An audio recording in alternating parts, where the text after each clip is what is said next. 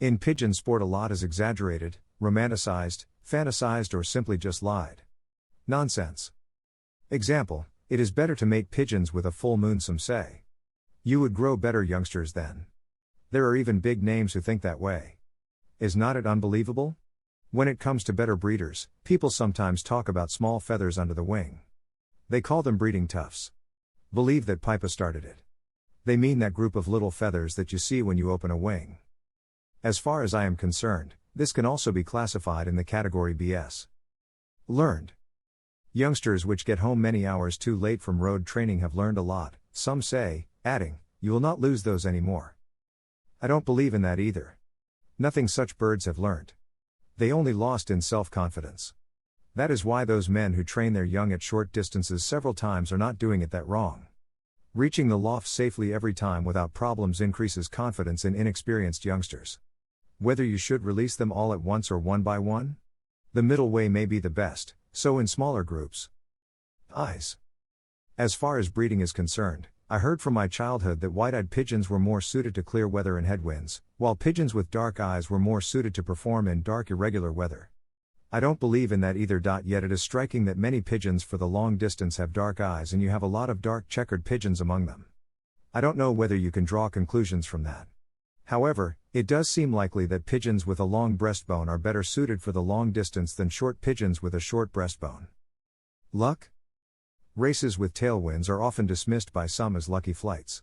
However, they are anything but. Whenever I read about a real super pigeon, I had for many years the habit of looking at how it performed with strong tailwinds. That mostly turned out to be even better than with headwind. Especially at unlikely speeds of 2000 mpm or more, the supers often distinguish themselves. So headwinds for the good, and tailwind can any pigeon do? That also seems like a fable to me. I myself have had pigeons that only managed to distinguish themselves with a strong headwind. They have been cleaned up. Then, with a climate like ours, it seems better to have pigeons that only distinguish themselves with a tailwind. Remember that pigeons, as we all would like, pigeons that can win from 100 kilometers, 500 and from 1000 kilometers, pigeons that can win with a tailwind and headwind and that are also pretty and formidable breeders, only exist in our imagination and in sales programs. National winners and ace pigeons. It is clear that pigeons that win a first national can be good but not the best of the competition. After all, too many external factors play a role in winning, such as the wind in particular. Ace pigeons is slightly different because it concerns several flights under different circumstances. But even from national ace pigeons you can say that they do not necessarily have to be the best in the country. See in this regard the fairy tale results of pigeons in countries where pigeon sport is still in its infancy. One first win after another against many thousands of pigeons, and unbelievable coefficients has of course also to do with the strength of competition. Buyers from the Far East are aware of this.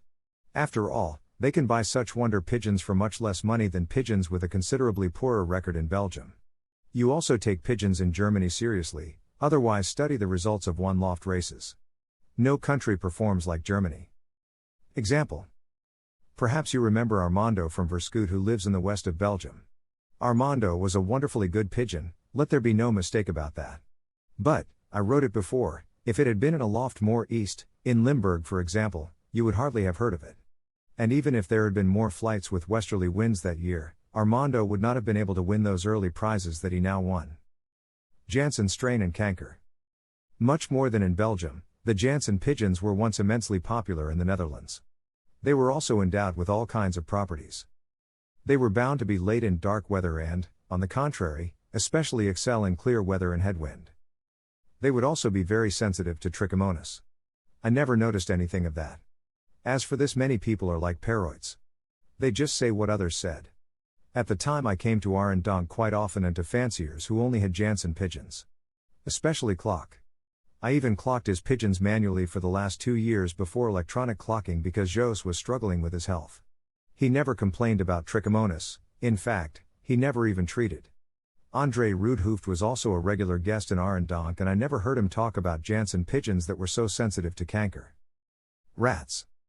You should avoid rats like the plague. They eat the food, piss on the food, and that can never be good for pigeons. Hence, they are said to be propagators of paratyphoid. I have heard from several scientists that this is not correct. They only do this if they come into an environment where paratyphoid already prevails. They put it on, from the pigeons for example, and in turn spread it. Barley. Barley is controversial. Gold says one, Dirk van Dijk gives a month no different. And he is not alone. How can that be reconciled with people who say pigeons will instinctively peck what is good for them? They will certainly not eat barley. A lot of barley in a mixture would also mean that pigeons never overeat and never get too fat, is another myth. I have already handled muddy pigeons that did not eat anything else than barley. Nor do I believe that so-called hemp seed would make pigeons more passionate, as you can often hear. Some people just want to appear interesting by acting interesting.